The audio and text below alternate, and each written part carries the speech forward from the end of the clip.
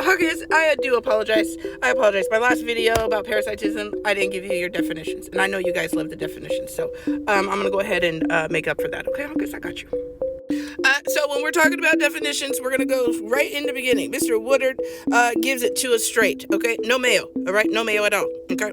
Now, Mr. Woodard uses Patterson's definition of parasitism, and this is in the context of the institution of slavery. Basically, without enslaved people, the white U.S. Hawkins would have completely disappeared, okay, because they survived off of that institution of slavery. I do like to focus on the culture, though, in the Whitabetes, the spirit and shit, okay? So the slaveholder, this is definition, okay, this is definition. The slaveholder, in order to maintain an image, that means it's not real, of himself as civilized and free of parasitic appetites, camouflaged his dependence, his parasitism, by various ideological strategies. Paradoxically, he defined the slave as dependent. Y'all hawkers tend to do that shit. This is consistent with the human technique of camouflaging. Y'all hear me talk about that shit too. A relation by defining it as the opposite of what it really is.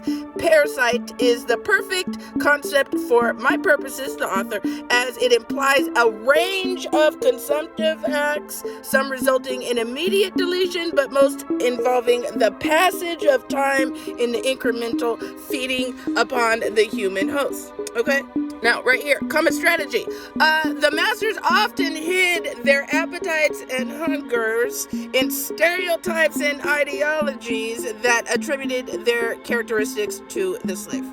Patterson describes a reality wherein the master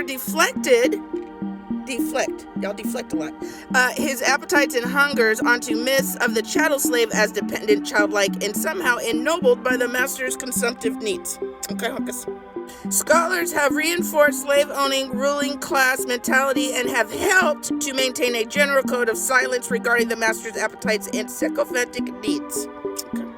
Now, he uses the institution of slavery in after, okay? And if you follow the oncologist studies, the Whitabetes research, you'll be able to recognize who are the parasites in today's society.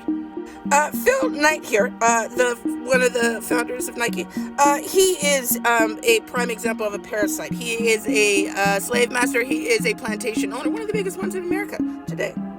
Sneaker culture is black culture, and y'all liked Kohans and shit, okay? When we were wearing sneakers, y'all was wearing loafers. That's your culture. That's your hawkish shit.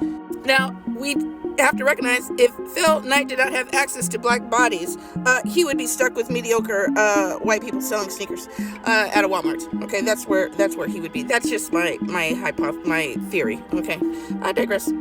And capitalism is used to camouflage the relationship between these honkies and black people, specifically black men.